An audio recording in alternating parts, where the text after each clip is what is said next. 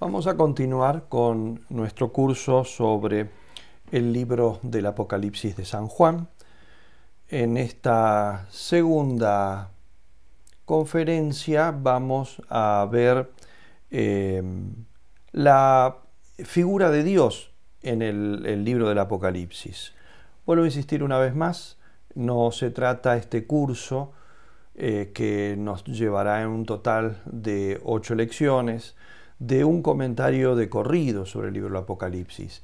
Esto lo he hecho ya hace algunos años en el libro que justamente se llama así, Comentario al Apocalipsis, y que recibió el primer premio Faja de Honor Leonardo Castellani de la exposición del libro católico de hace unos años atrás.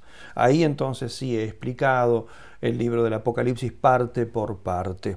Pero aquí solamente quiero destacar las ideas teológicas principales que considero las que nos pueden enriquecer cuando lo leemos y además poder desarrollarlas de un modo que no lo puedo hacer en un comentario de corrido, porque en el comentario voy comentando el texto que tengo en el momento entre manos, pero no destaco, por ejemplo, como vamos a hacer ahora, el tema de Dios a lo largo de todo el Apocalipsis en un solo tema. La condensación, eso no lo puedo hacer ahí, por eso este curso de alguna manera, si se quiere, es complementario a este comentario de corrido, ¿no?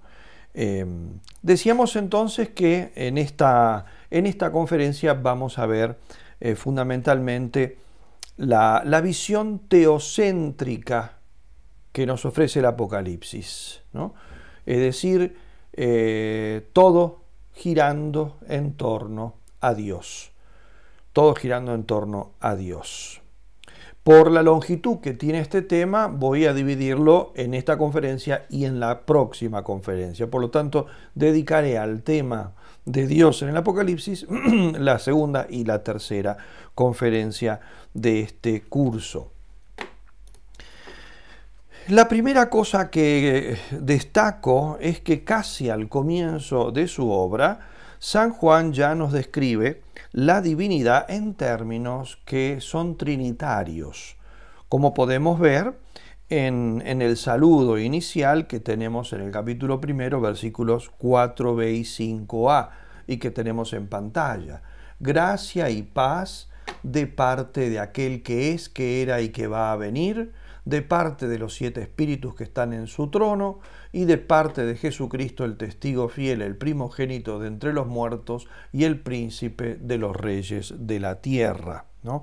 Esta es la salutación de toda la gran obra epistolar que es el Apocalipsis, ¿no?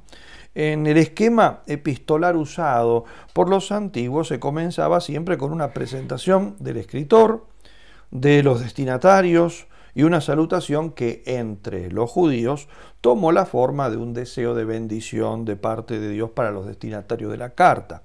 Entre los primeros cristianos se especificaba que esa fuente de bendición no era solamente Dios Padre, sino también Jesucristo su Hijo. Por ejemplo, así comienza la carta a los romanos, la primera carta a los corintios, ¿no? Se confesaba de esa manera la divinidad de Cristo, presentado al comienzo ya de una carta cristiana al lado del Padre y como fuente de salvación.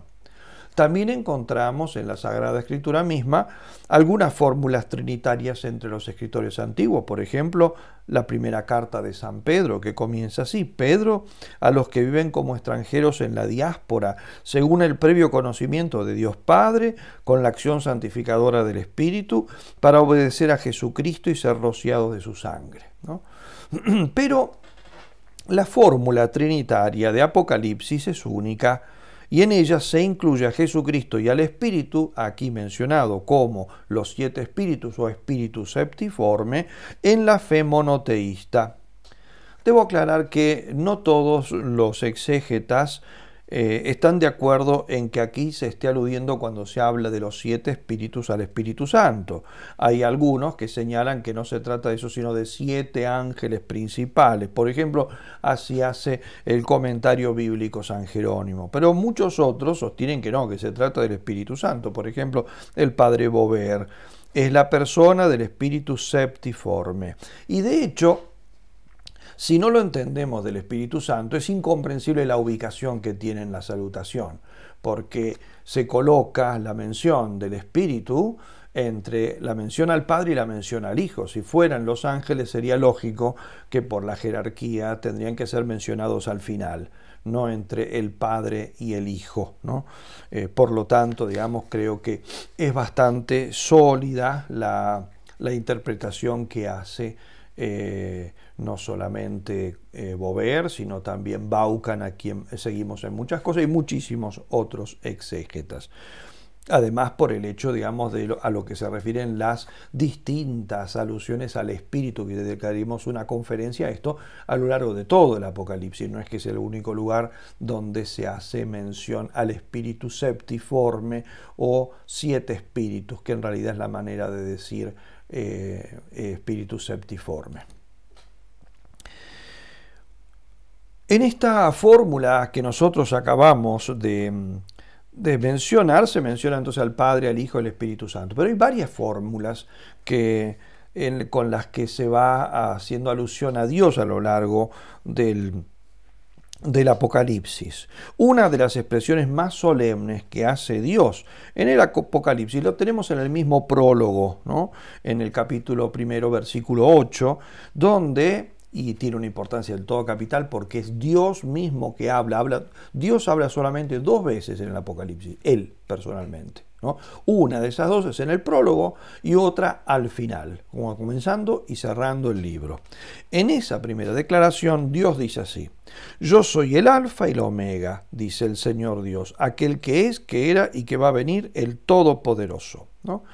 En este versículo, como digo, estratégicamente ubicado al comienzo del libro, se nos ofrecen 3 de los 4 títulos más importantes que el Apocalipsis da a Dios.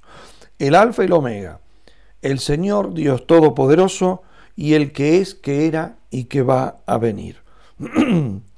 No solo se destaca porque precede este versículo a lo que será el comienzo de la visión de San Juan, sino porque es, como dije, una de las 2 únicas ocasiones en que el mismo Dios habla en el Apocalipsis. La otra al final está en el capítulo 21, versículos 5 al 8, y contiene una afirmación muy parecida a esta. Allí dice: yo soy el alfa y la omega, el principio y el fin. Si tomamos en cuenta entonces estas autoproclamas divinas, estas 2, la del comienzo y la del final, nosotros vemos que no solamente Dios dice yo soy el alfa y la omega, yo soy el principio y el fin, sino que en el Apocalipsis estas mismas afirmaciones son atribuidas en otros lugares al Hijo. Y podemos hacer entonces este cuadro esquemático que nosotros tenemos ahora en pantalla, ¿no? Al comienzo del libro dice Dios: yo soy el alfa y la omega. Cristo dice inmediatamente después, muy pocos versículos después: yo soy el primero y el último. Al final del Apocalipsis, Dios dice: yo soy el alfa y la omega, el principio y el fin, lo que antes en el capítulo 1 había dicho Cristo, y Cristo dice: yo soy el alfa y el omega, el principio y el último, el principio y el fin, lo que había sido atribuido a Dios Padre. Por lo tanto, vemos que en el Apocalipsis lo que se dice de Dios Padre, esto lo vamos a ver más largamente en otra conferencia, lo que se dice de Dios Padre también se dice de Dios Hijo. Por ahora, simplemente quiero acentuar de que estas 3 fórmulas distintas, alfa, omega, principio y fin, primero y último, se pueden considerar como equivalentes, ¿no? De ser así, las fórmulas que contienen aparecerían en el Apocalipsis 7 veces en estos 4 versículos. No debe contarse una alusión que aparece en el capítulo 2, versículo 8, que es solamente un eco de la que se menciona en 1:17. Por lo tanto, esa no cuenta, ¿no? Por lo tanto, tenemos que en estos 4 versículos, cuando pone en boca de Dios, en boca de Cristo, en boca de Dios, en boca de Cristo, aparece estas fórmulas 7 veces. Y como sabe todo estudioso de la Biblia, este número no es accidental, menos todavía en un libro en el que los números tienen un sentido teológico tan importante. De hecho, dos de los otros tres títulos que vamos a analizar también se repiten 7 veces. 7 significa la perfección. Por eso también son 7 las bienaventuranzas pronunciadas en el libro, indicando la plenitud de la bendición de Dios hacia el lector que obedece fielmente el mensaje allí contenido. Son 7 las iglesias a las que se dirigen las cartas, a las que se les dice que tienen que recibir el contenido de toda esa revelación que será, digamos, el objeto del resto del libro, ¿no? Y por lo tanto, entonces, en definitiva, la iglesia toda, pues si es la perfección, significa que es la iglesia toda, ¿no? La expresión el primero y el último está tomada del Antiguo Testamento, aparece en Isaías por lo menos 3 veces, capítulo 44, 48, 41, donde aparece polemizando Dios con los ídolos paganos de Babilonia. Justamente, a diferencia de estos, Dios es el único creador de todas las cosas y soberano de la historia, señala Isaías. Dios es origen y fin de la historia, primero y último significa eso, el origen de todo y el fin de todo, y el que determinará incluso el fin de la historia de los hombres.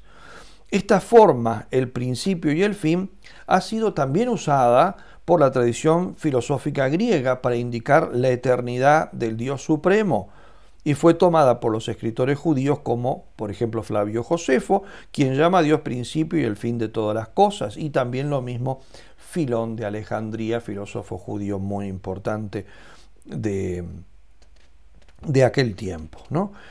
Por lo tanto, digamos, también hay que tener en cuenta que el autor del Apocalipsis sabe que entre los filósofos, el ambiente filosófico al cual puede llegar este libro, se va a entender en ese sentido de eternidad de Dios, ¿no? Alfa y Omega indican también lo mismo, pero además, siendo estas letras del alfabeto griego, hacen referencia también a la palabra. Dios tiene la primera palabra en la creación y tendrá la última palabra en el cierre de la historia, y que es la nueva creación.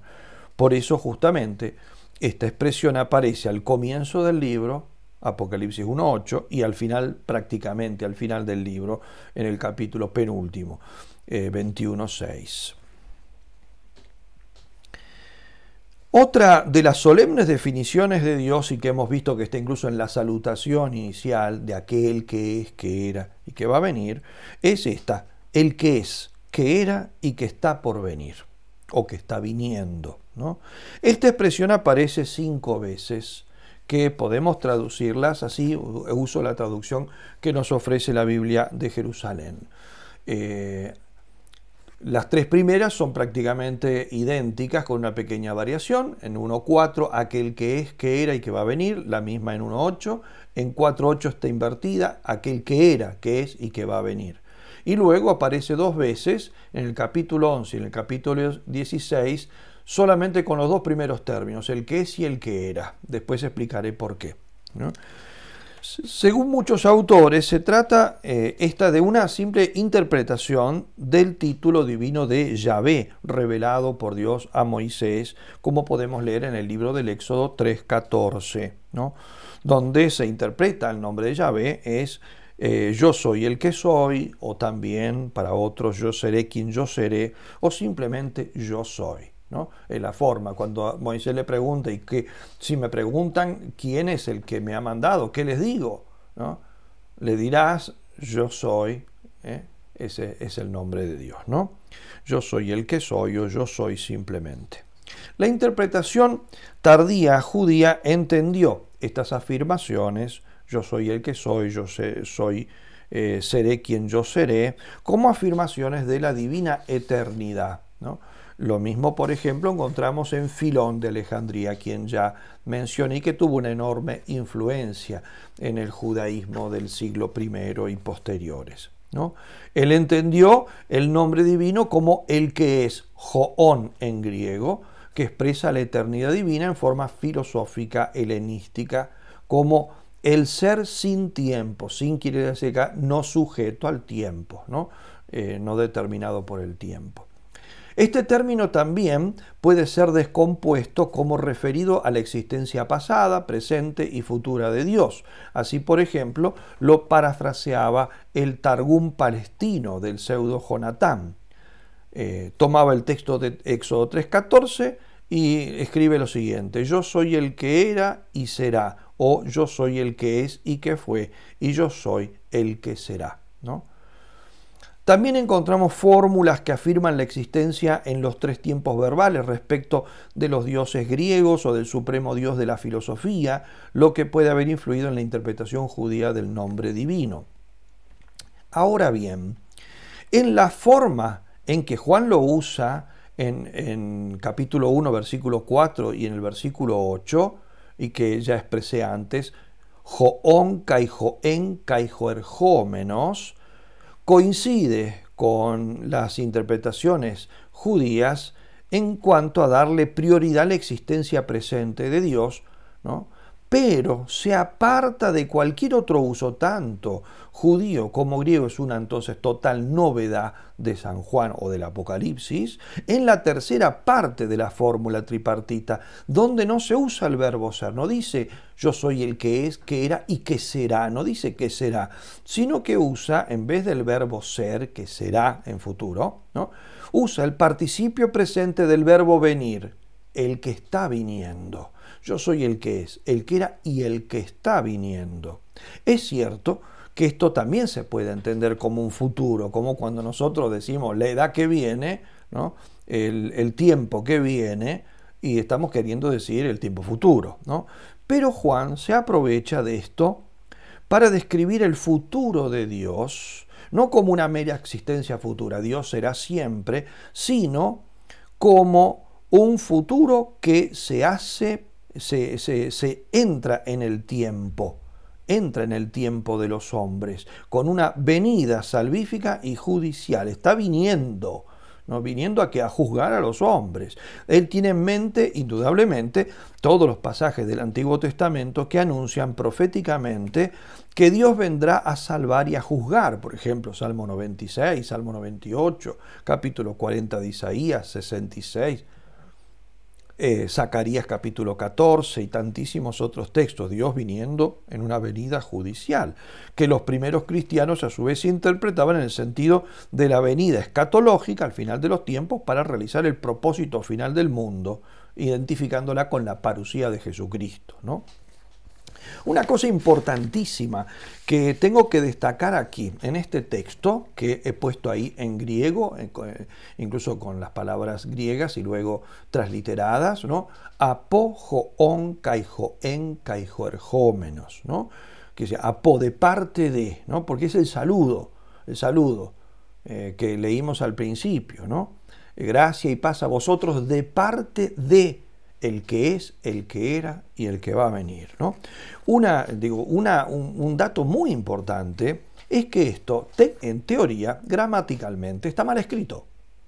Está mal escrito, porque esa fórmula se abre con esa preposición apo, de parte de, la cual en griego exige que lo que viene después esté puesto en un caso particular, ¿no? El griego, el latín y otras lenguas incluso modernas tienen casos, nominativo, vocativo, genitivo, acusativo, ablativo, dativo, ¿no?, que van indicando la función que tiene una palabra en la oración, ¿no? Y eso se va indicando en la manera en que termina la palabra, ¿no? Rosa está en nominativo, pero en acusativo quiero decir la rosa, para la rosa es rosam. Si quiero decir de la rosa, cambia la final, es roce, ¿no?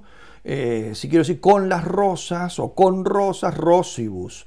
El final tiene que ir cambiando para que nosotros nos entendamos, porque esas lenguas están simplificadas de esa manera. Pero justamente entonces las preposiciones que se ponen, muchas veces ellas exigen que lo que viene después tenga que ir en un caso, o por ejemplo en acusativo o en genitivo. En este caso, esta preposición apo, de parte de, exige que venga después en genitivo, que nosotros traducimos con el de parte de, ¿no? Eso sería nuestra forma genitiva, ¿no? Ahora bien, aquí San Juan pone apo, ¿no? Entonces una preposición de parte de, pero lo que viene después no está en genitivo, lo ha dejado en nominativo, ¿no? Es como si yo dijera, esto viene de parte de, y después lo que pongo está como mal expresado, ¿no? Está mal expresado.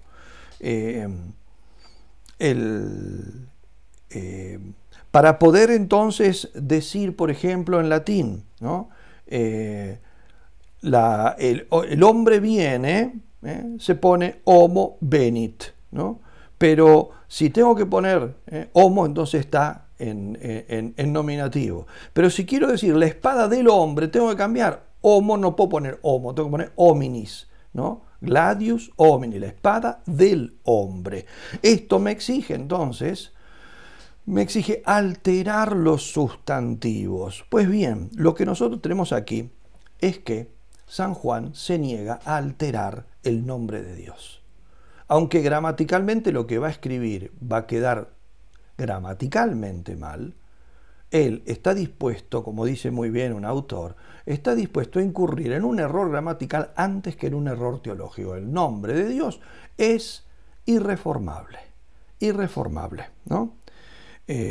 San Juan no hace esto por ignorancia, porque esta preposición apo aparece en varios otros lugares en el Apocalipsis empleada con otro sustantivo y no tiene ningún problema en poner en el caso correspondiente a los demás sustantivos. Solamente cuando menciona el nombre de Dios, San Juan se niega, como dicen varios autores que destacan esta particularidad, se niega a alterar el nombre de Dios. Por eso, como dice muy bien un exégeta de Aragón, ¿no?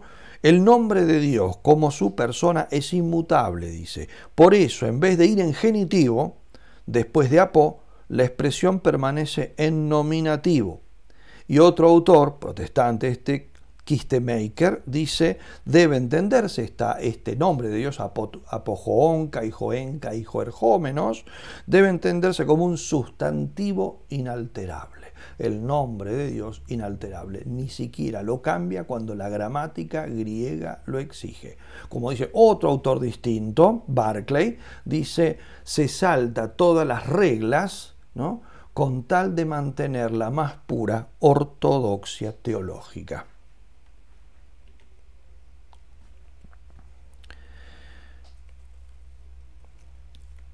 Dije también que en dos lugares usa San Juan la fórmula abreviada, es decir, en vez de decir el que es, el que era y el que está viniendo, o el que se viene, el que ya está llegando, dice simplemente lo primero, el que era y el que es, o el que es y el que era, ¿no?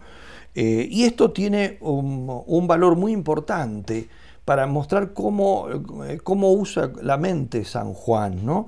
Porque los dos lugares donde la fórmula está abreviada, donde le falta, digamos, el tercer miembro, él está viniendo, es el capítulo 11 y el capítulo 16, que son justamente capítulos donde, ¿no?, lo que se relata allí es Dios ya actuando, por lo tanto, ya no se llama el que está viniendo, sino el que ha llegado. Entonces, ¿por qué menciona solamente los dos primeros miembros y no el tercero? Él está viniendo porque ya no está viniendo. En esos capítulos Dios está presente, actuando. Justamente es el momento judicial del Apocalipsis.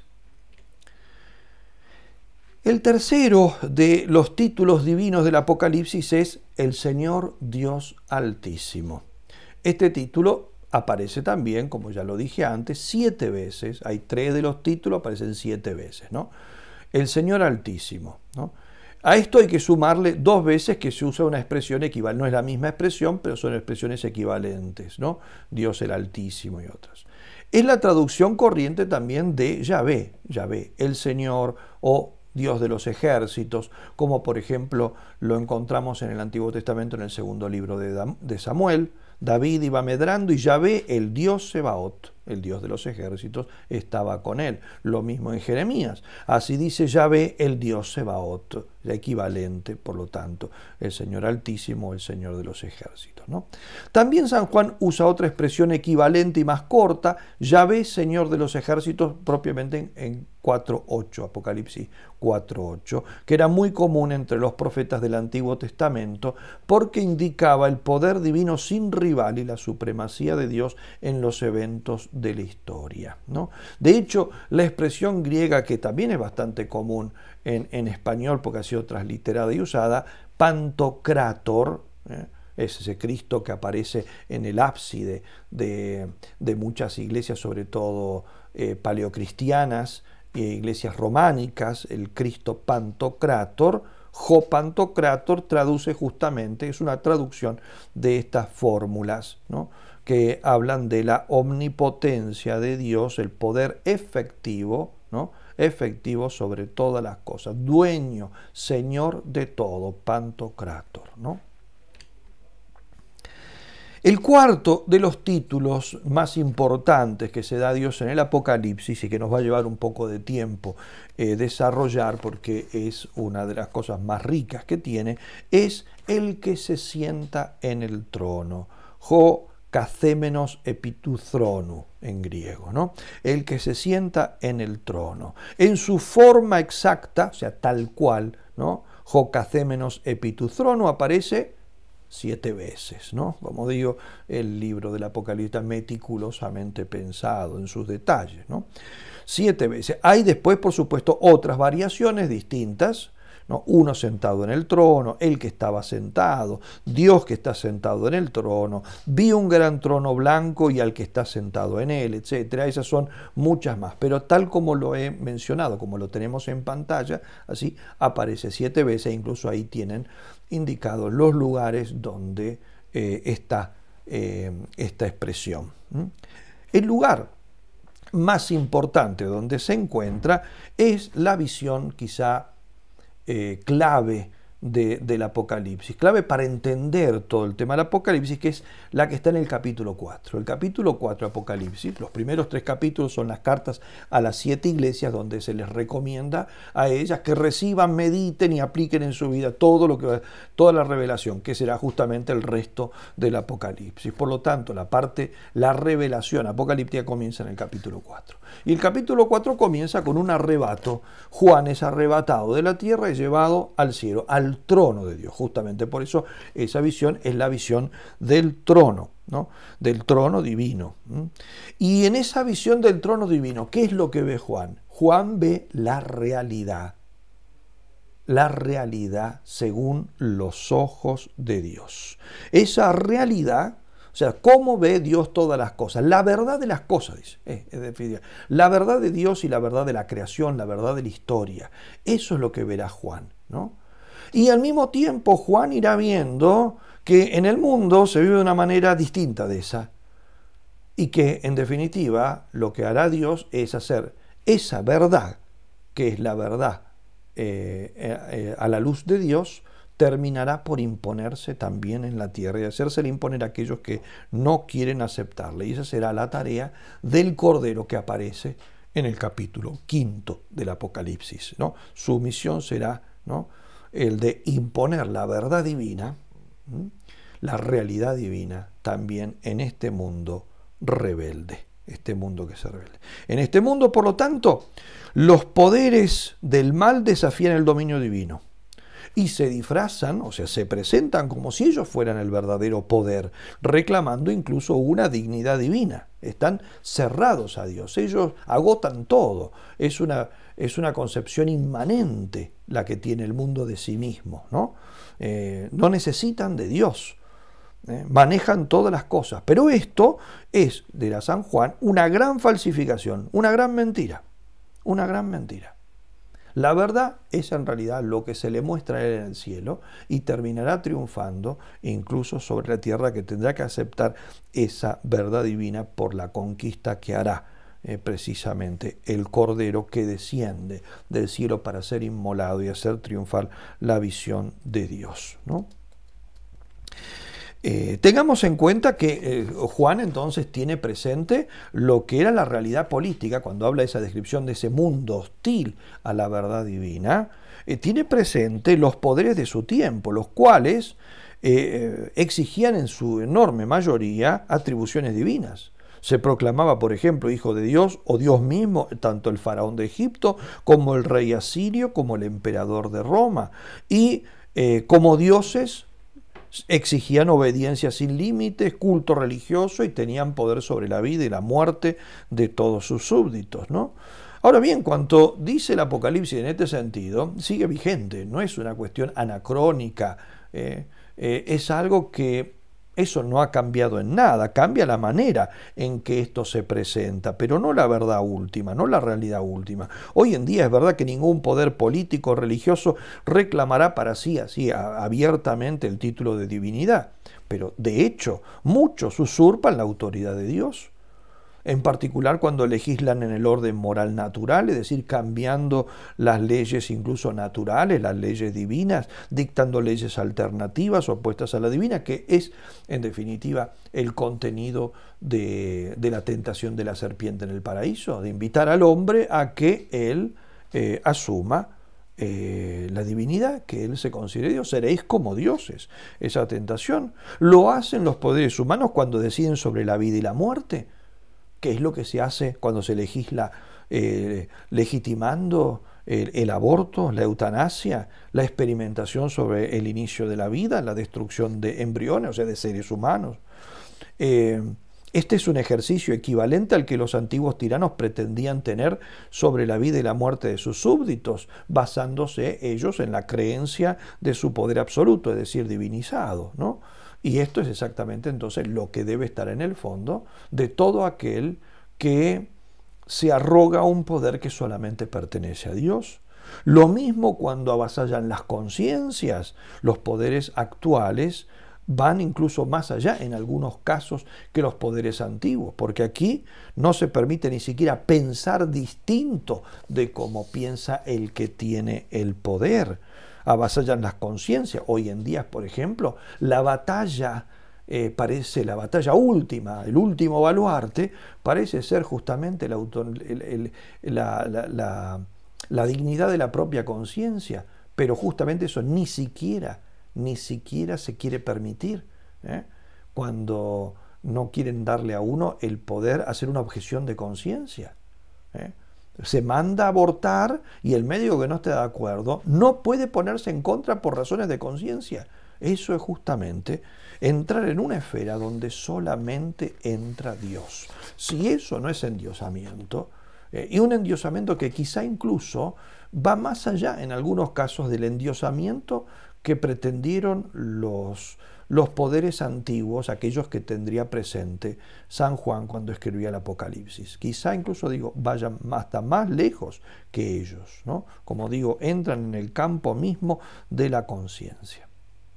Esta visión entonces del trono que se presenta a Juan en el capítulo 4 igualmente no es un invento de Juan, o sea, en el sentido, no es la primera vez que aparece en la Sagrada Escritura. En la tradición profética del Antiguo Testamento tenemos varias visiones, por ejemplo, en el primer libro de los Reyes, en el capítulo 7 de Daniel, incluso en los Apocalipsis extrabíblicos como el del primer libro de Enoc, segundo libro de Enoc.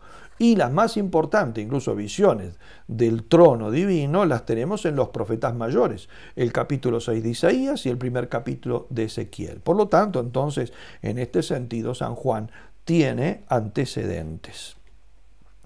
Esta visión, sin embargo, del trono divino que aquí tenemos en el Apocalipsis capítulo 4, podría ser suscrita por cualquier escritor judío, ¿no? En cambio, la continuación de la visión en el capítulo 5 ya es imposible que un judío la pueda aceptar porque es una visión estrictamente cristiana, porque aquí ya se introduce la figura del Cordero de Dios que tiene, como dije antes, la misión de hacer efectiva la voluntad de Dios, que eso es lo que ve Juan en la visión del trono, capítulo 4, hacer efectiva esa voluntad en la tierra que no la quiere aceptar por el momento. En la historia de los hombres, los poderosos, principalmente los poderosos y muchos otros más, no quieren aceptar la voluntad divina. Entonces se introduce la figura de este cordero que tiene rasgos divinos, por eso es una visión estrictamente cristiana, y aquí un judío que habría aceptado completamente el capítulo 4, el capítulo 5 no puede, digamos, aceptarlo sin hacerse primero cristiano, ¿no?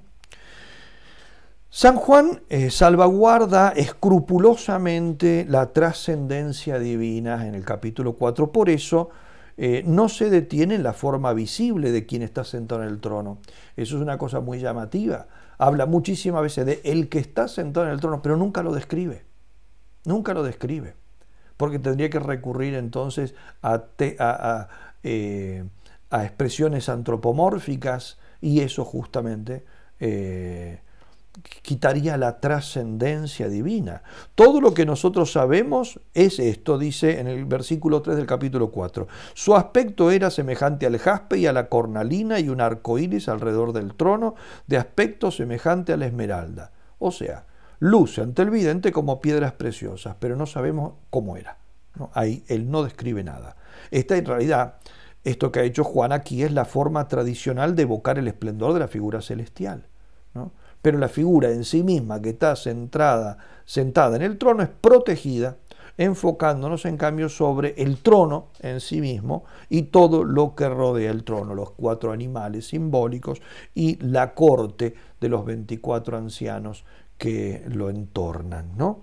Se da un especial relieve en el relato de San Juan a la continua adoración de Dios de parte de todos los que están ahí, las 4 criaturas que rodean el trono y los 24 ancianos, ¿no? Se nos recuerda que el verdadero conocimiento de Dios es inseparable de la adoración de Dios, y por eso el himno que entonan primero los 24 ancianos, luego todos los coros celestiales, ¿no? Destacan justamente los 2 modos primarios de conciencia de Dios que puede tener una criatura. Primero, la percepción de su santidad, todos cantan santo, santo, santo, y luego la conciencia de la dependencia absoluta que todas las cosas tienen de Él. Como dice, cuando describe que los 24 ancianos se postran, arrojan sus coronas delante del trono diciendo: eres digno, Señor y Dios nuestro, de recibir la gloria, el honor y el poder, todo, por lo tanto, porque tú has creado el universo, es tuyo, por tu voluntad lo que no existía, existe, fue creado, ¿no? Bien.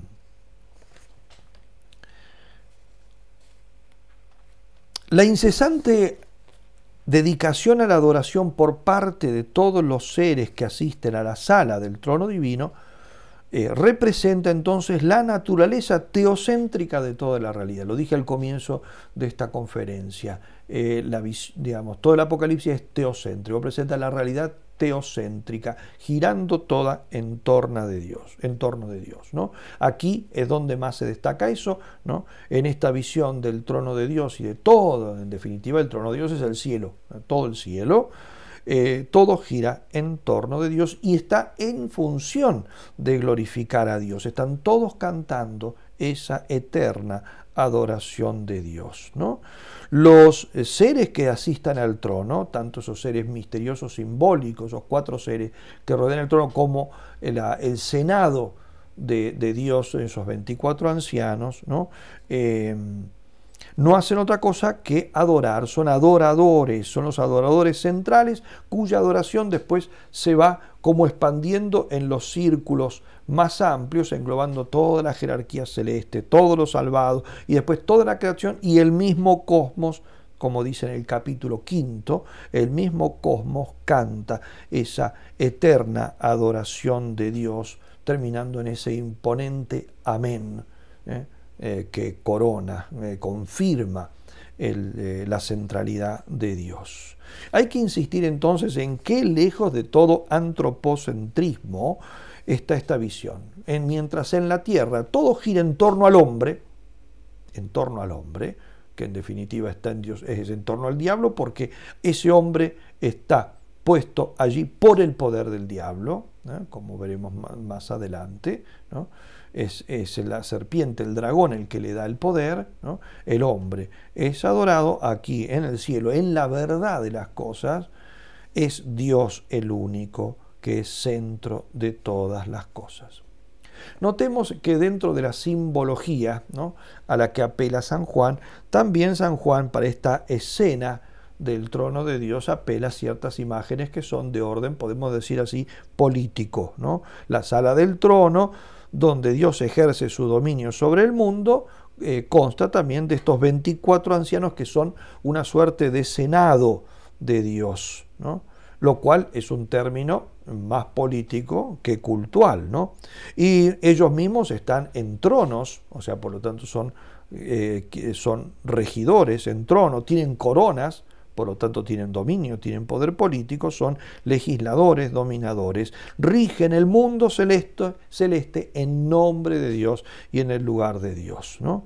Por eso su adoración tiene una poderosa mezcla de obediencia y vasallaje, pues ellos dominan, tienen dominio, pero eso está al servicio de Dios y está como, es una participación de Dios. Y en definitiva viene de Dios todo poder, por eso se sacan ellos en un momento las coronas y las ponen delante del trono como mostrando todo poder viene de Dios, todo poder es de Dios, ¿no? Es muy probable que Juan justamente lo que está describiendo de esta manera sea la contrapartida de los errores políticos religiosos de él en este momento, en lo que él tiene como la figura central, que es el Imperio Romano en su parte distorsionada, en la parte en que el imperio se ha corrompido, ¿no? Y la mayoría, como el imperio, la mayoría de los poderes políticos del mundo antiguo, ¿no? Estos poderes políticos, poderes mundanos, deificaban al emperador. Los mismos dioses de Roma expresaban la lealtad política del jefe supremo político, ¿no? Y de este modo se absolutizaba y divinizaba el poder temporal, ¿no? Esto, como digo, a los ojos de Juan es una suerte de remedo de la verdadera soberanía de Dios. El hombre quiere hacer en la tierra como si fuese Dios, ¿no? Entonces Juan describe de esta manera lo que es la verdad, el verdadero dominar, el verdadero regir, el verdadero gobernar es estar al servicio de Dios y traer la verdad de Dios a los hombres. Eso es lo que tendría que hacer, es lo que hacen los ancianos en el cielo, pero no es lo que hacen los hombres en la tierra, ¿no? Por eso, en definitiva, esta visión también implica una crítica al poder político distorsionado, no al verdadero poder político ordenado, ¿no?, sino lamentablemente al que en definitiva ha triunfado a lo largo de la historia en muchísimas ocasiones, salvo honrosas excepciones, y que hoy en día es el que nosotros vemos dominante, que es el poder pero distorsionado, divinizado en sí mismo, ¿no? Juan ve entonces una contraposición dialéctica entre la percepción divina de la realidad, como ve Dios todas las cosas, y la del mundo pagano dominante, el de su tiempo y en definitiva el de nuestro tiempo, que no es muy distinto. El Apocalipsis describe de hecho al Imperio Romano, o sea, describe al poder político de su tiempo, que es el Imperio Romano en ese caso, ¿no?, que es a su vez un símbolo de todos los poderes distorsionados a lo largo de la historia, en particular de los últimos tiempos, ¿no? Describe, digo, el Imperio Romano como un violento sistema opresivo fundado en la conquista, mantenido por la violencia y por la dominación. Es al mismo tiempo una tiranía política y una explotación económica, ¿no? Esto es lo que quieren describir dos de los principales símbolos del Apocalipsis, o digamos de los que el Apocalipsis utiliza para hablar de lo que se contrapone a Dios. Porque en la descripción de todo este poder hostil a Dios en el mundo, Juan apela a cuatro personajes simbólicos. El primero es el dragón o serpiente, que es claramente el diablo, incluso lo dice expresamente en el capítulo 12, el dragón o serpiente antigua, ¿no?, que es el diablo, dice. En segundo lugar, la bestia que surge del mar, ¿no? El mar en la Biblia siempre es lo cambiante, lo contingente, lo humano, lo político, por lo tanto la bestia que surge del mar es el poder temporal corrompido. Luego la bestia que surge de la tierra justamente lo estable, lo permanente, y por eso simboliza el poder sagrado corrompido, el poder sacerdotal o poder sagrado religioso corrompido, y finalmente la gran prostituta. La gran prostituta es la que hace, digamos, es lo propio de la prostitución, la que hace dinero sucio, vendiendo sus vergüenzas, hace su enriquecimiento. Por lo tanto, es el poder financiero corrompido. El poder financiero corrompido. Esos son los 4 grandes personajes. 2, entonces, de estos personajes son los que simbolizan el poder político de su tiempo, ¿no? Uno, la bestia del mar, que aparece en los capítulos 13 y 17, que describe, según Baucan y muchos otros, el poder político-militar romano en ese tiempo, símbolo también de todos los poderes políticos de la historia corrompidos. Digo, siempre hay que dejar en claro eso, que estamos hablando de la parte que se corrompe. Y la gran ramera de Babilonia, que representa, en capítulos 17 y 18, que representa el dominio económico. Por ese motivo, Juan ve a la ramera cabalgando la bestia, porque la prosperidad romana se sustentaba en las armas del imperio. Notable semejanza, por otra parte, con la actual tiranía financiera, que la imposición, por ejemplo, de una moneda única, de intereses del imperio occidental, etcétera, que no tienen más respaldo que el del ejército que está detrás y que ha ocasionado precisamente, en orden a mantener esos poderes financieros, las últimas guerras de las que hemos sido testigos en el siglo pasado y este siglo que recién está en los primeros años, ¿no? A pesar de que el poder romano descansaba en la opresión, sin embargo, y esto lo destaca muy bien San Juan en el Apocalipsis, no todos los pueblos sujetos se oponían a ese poder. No todos los pueblos, no por el hecho de que Roma dominaba los pueblos eran meramente esclavos, ¿no? Juan sabía muy bien que en muchas ciudades de las provincias, sobre todo del Asia Menor a la que él escribe, el imperio contaba con muchos entusiastas sostenedores, en parte porque esos provincianos se beneficiaban personalmente del imperio, ¿no? Estos son los que el Apocalipsis llama los reyes de la tierra. Son los que ejecutaban las órdenes de Roma a cambio de privilegios personales. Y los reyes de la tierra y los mercaderes de la tierra, 2 tipos de personajes, ¿no? Que entonces eran los que se ponían al servicio de Roma. Unos ejecutaban sus órdenes político-militares y los mercaderes de la tierra que se beneficiaban de la prosperidad económica que les proporcionaba el imperio. Cualquier parecido con nuestro presente hay que decir que no es ninguna casualidad. Simplemente Juan estaba viendo en aquello el tipo, la figura, prefiguración de la realidad que se repetiría a lo largo de la historia innumerables veces y que en nuestro tiempo está, pero a flor de percepción. Cualquiera puede darse cuenta de esto. Pero principalmente los dominados por Roma eran persuadidos de aceptar gustosamente el dominio romano mediante lo que algunos autores, Baucan en particular, llama la ideología del imperio. O sea, le metían una idea que era la ideología del imperio, que Juan describe en 2 aspectos diferentes que corresponden a la bestia y a la prostituta. La prostituta, aunque vivía a expensas de sus clientes, también les ofrecía ella algo a ellos, que son justamente los beneficios de la ley romana. Esta es la ideología de la Pax Romana, ¿no? La Pax Romana, esa estabilidad que ofrecía Roma y que en particular estuvo vigente en el siglo I después de Cristo y que tiene un aspecto positivo encomiable, también tenía su aspecto negativo, ¿no? Su aspecto negativo, que es el que estoy subrayando ahora sin negar el incuestionable valor que tenía bajo otros aspectos, ¿no? Pero el Apocalipsis va a destacar justamente ese aspecto negativo, que ¿cuál es? La ilusión engañosa que conllevaba, ¿no? Y que justamente en el Apocalipsis está simbolizado en ese vino drogado que ella le ofrece a todos, en donde todos están felices, contentos, adormecidos en definitiva por ese vino que la prostituta le ofrece, ¿no? Que contiene en realidad, porque eso es lo que le ofrece, todas las abominaciones, ¿no? Todas las abominaciones.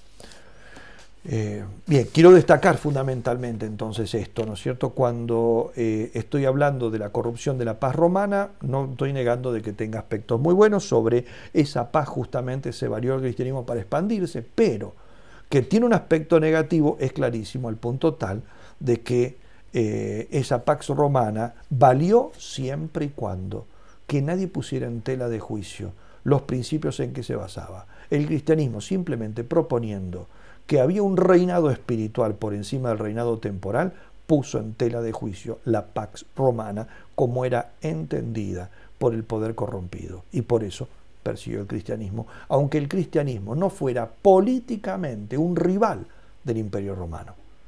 ¿Por qué? Si no rivalizaba, si no tenía intereses políticos, no era Espartaco, no venía a predicar ninguna rebelión. ¿Por qué fue tan tenazmente perseguido?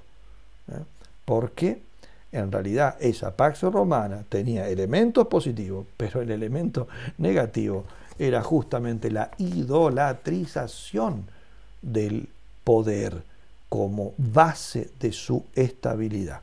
Lo que va a hacer el cristianismo será justamente exorcizar esa paz que tenía esa estabilidad, ese orden romano que tenía un valor objetivo en sí, pero estaba corrompido en otros elementos. Exorcizarlo para quedarse con la parte del orden romano válido, eternamente válido, que será el que después se incorporará en la cristiandad.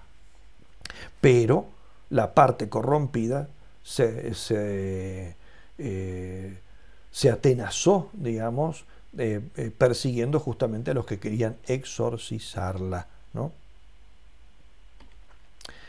El otro aspecto de esa paz romana, entonces, pervertido, es la adoración del poder, ¿no? La adoración del poder. Sobre todo en el capítulo 13, ¿no? Allí se habla de la adoración de la bestia. Dirá que justamente por un engaño, ¿no? que hace el dragón, ¿no? Este logrará que los hombres de la tierra adoren a la bestia, diciendo quién es como la bestia. Recuerden, es la expresión de quién como Dios de San Miguel. Aquí es quién como la bestia, ¿no? O sea, es el nombre casi divino, ¿no? ¿Quién puede luchar contra ella? Es casi un Dios. ¿Quién es el que va a ser justamente, quien se va a poner al servicio de hacer que el poder político, representado por esa bestia del mar, ¿no? sea adorado? Es la otra bestia, la bestia de la tierra. El monstruo de la tierra que es presentado en el capítulo 13 del Apocalipsis y que es llamado en algunos lugares el falso profeta, porque es la religión corrompida y es en definitiva el anticristo. Se pondrá en definitiva en función de hacer adorar el poder imperial o el poder político de turno o el orden mundial, que será lo que tratará de realizarse al final de los tiempos para oposición del Dios verdadero, ¿no? El sacerdocio imperial hizo esto en el tiempo de San Juan. Ese sacerdocio puesto al servicio del imperio en las mismas ciudades y provincias de Asia, ¿no? Y que es un símbolo o figura del anticristo, ¿no? Fue justamente el que trabajó para que se adorara, se glorificara, se honrara en cuanto divinidad el poder imperial, ¿no? La corrupción imperial. Y es lo que ha hecho siempre toda religión cuando se corrompe. Hacer que en definitiva, se rinda adoración al poder mundano, al mundo. La religión puesta al servicio del mundo. Eso es lo que está diciendo San Juan aquí, eso es lo que ocurrirá al final de los tiempos, eso es en parte lo que ocurre en nuestro tiempo, ¿no? Por eso hay que aclarar una idea que creo que es una percepción equivocada del Apocalipsis, o mejor dicho, de la historia de los primeros cristianos. No es cierto, ¿no?, que el Apocalipsis se oponga al Imperio Romano exclusivamente porque éste perseguía a los cristianos. Más bien es al revés. Es una crítica profética contra todo el sistema de poder corrompido, ¿no?, que justamente terminará por provocar la persecución. Entonces, no se está criticando al imperio porque persigue a los cristianos, sino que los cristianos son perseguidos porque criticaban al imperio por otra cosa. Justamente es el imperio el que los persigue, porque ellos representaban, aún sin hablar, una crítica al mostrar de que hay un Dios por encima del poder mundano, por encima del mundo y del poder temporal, al que hay que honrar en primer lugar, que es Dios. Entonces, esto no puede ser tolerado, tiene que ser necesariamente destruido, ¿no? Por lo tanto, entonces, la fe cristiana de los primeros tiempos, desde los primerísimos tiempos, ya denunció lo abusivo y diabólico que hay en toda divinización del mundo, toda divinización del poder mundano, ¿no? El poder mundano. De ahí entonces que lo que ocurrió en aquel tiempo se vuelve a repetir en la historia cada vez que el poder temporal tiende a ocupar el lugar de Dios. Ya dije de qué maneras, ¿no? Lo hace. Tiende a ocupar el lugar de Dios y el cristianismo se convierte entonces en el puntum dolens. La doctrina cristiana es el punto insoportable para el poder humano y necesariamente tiene entonces que reaccionar persiguiéndolo. Desde la perspectiva de Juan, el mal de Roma radica principalmente entonces, vuelvo a insistirle una vez más, en la absolutización de su propio poder y prosperidad, ¿no? Sin embargo, me parece a mí que, y esto es un límite que señalo en los libros de Bauckham, Bauckham exagera demasiado cuando circunscribe toda la crítica de Juan solo a la parte corrompida histórica del poder romano.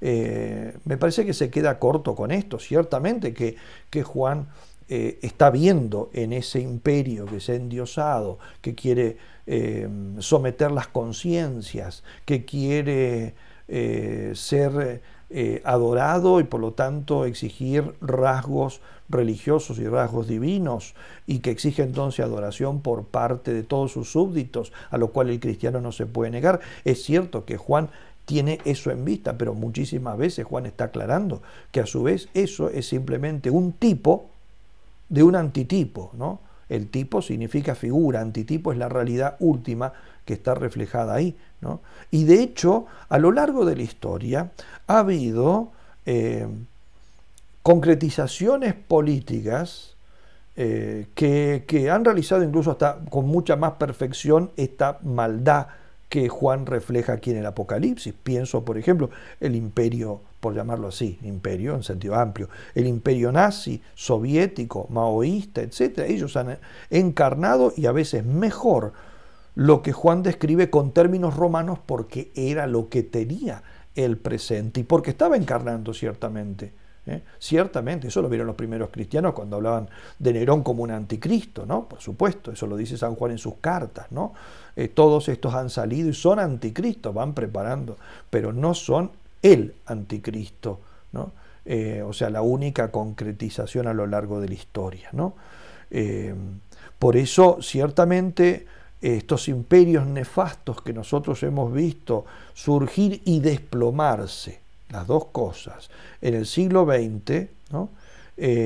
Son en definitiva otras concretizaciones figuradas en parte en aquello que describe San Juan, pero a su vez ellos mismos son figura de algo posterior. También ellos son tipo de un antitipo. El antitipo será aquel otro imperio de los últimos tiempos donde, o quizá de los nuestros, que ya puede ser que estemos en los arrabales de esos tiempos finales, en los cuales justamente cada vez se concretizará con más fuerza ese vasallaje de los corazones, de las conciencias, de las vidas, y hoy en día se cuenta con mayores medios para lograr aquello que Juan ve simbólicamente en lo suyo, ¿no? Durante el siglo XX se trataron de implementar condicionamientos psíquicos y afectivos de las personas a través de la propaganda y del miedo que superan incluso lo que logró hacer el poder romano, aunque no supera lo que Juan describe allí, porque lo que Juan describe se aplica a lo que Roma logró hacer, la mala Roma logró hacer, pero encaja perfectamente en lo que después de ella han tratado de hacer otros, sobre todo en nuestro tiempo y bueno, lo que vendrá en el tiempo futuro, cuando hoy en día se nos habla de reingeniería social, reingeniería psíquica, en definitiva, es justamente ese vasallaje de la sociedad que es la forma también de mostrar esa pretensión de endiosarse que tiene todo poder cuando se separa de la verdad que Juan ve en el trono. La verdad que Juan ve cuando es llevado al cielo, ¿no? De esta manera, el Apocalipta, ¿no?, nos muestra cómo la fe cristiana nació ya perseguida. ¿Por qué?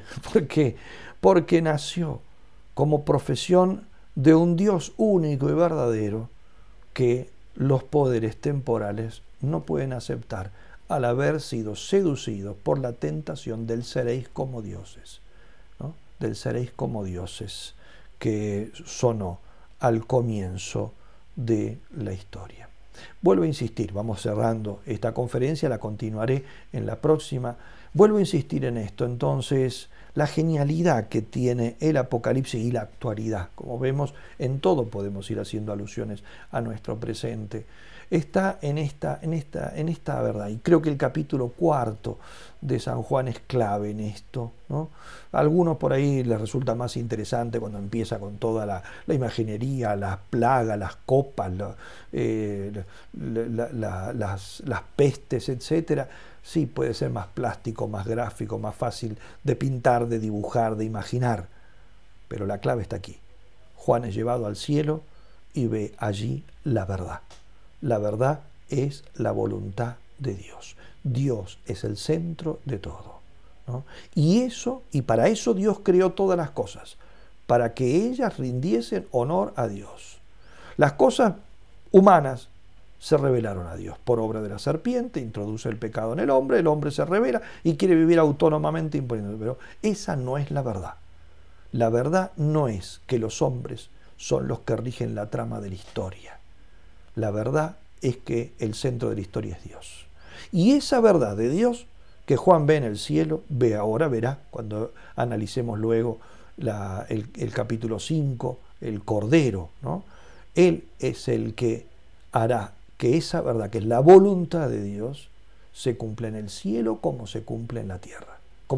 En la tierra como se cumple en el cielo, que es la petición que hacemos en el Padre Nuestro y que es una de las interpretaciones que tiene el Apocalipsis. El Apocalipsis es justamente una manera de plasmar las tres primeras peticiones del Padre Nuestro, ¿no? Y eso será la obra justamente del Cordero. La verdad divina terminará triunfando sobre la historia de los hombres, incluso si algunos de estos se lo oponen hasta el final.